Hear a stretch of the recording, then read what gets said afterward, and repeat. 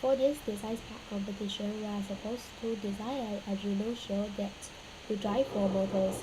The Arduino out the Arduino board will actually give an output signal that through its digital port and controls the L298, which in turn drives the motor.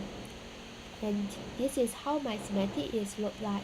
In order to reduce the physical wiring and make my schematic to look nicer and clear, I have used the schema of to and from to indicate the connections between 2 points.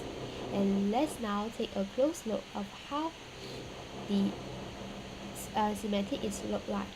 So here I will have the one of the IC chip, which is the drivers, and there will be NOR gate connector in between them, and there are 4 input for each IC from the Arduino board, and the output of the Arduino board will be connected to the diodes, as you can see from the schematic.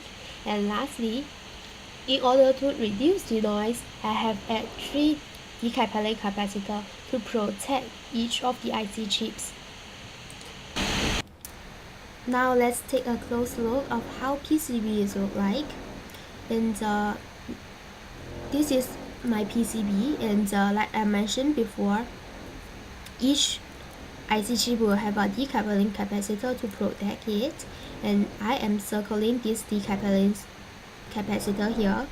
And this PCB board is actually 2-layer PCB board, which only have top layer and bottom layer to reduce the cost. And you might be noticed that other than the IC chips, the rest of the components I am using through-hole components. Although it may be big in its size, but it's easy in routing compared to the surface mount components. And I have placed the connector to the edge of the board, so it will be easier to connect to the power source and to the inputs. You can see all the wiring is actually 45 degrees for better data flowing. Now let's take a 3D view of how the PCB is look like. This is the top view. As you can see, all the other components are being connected together.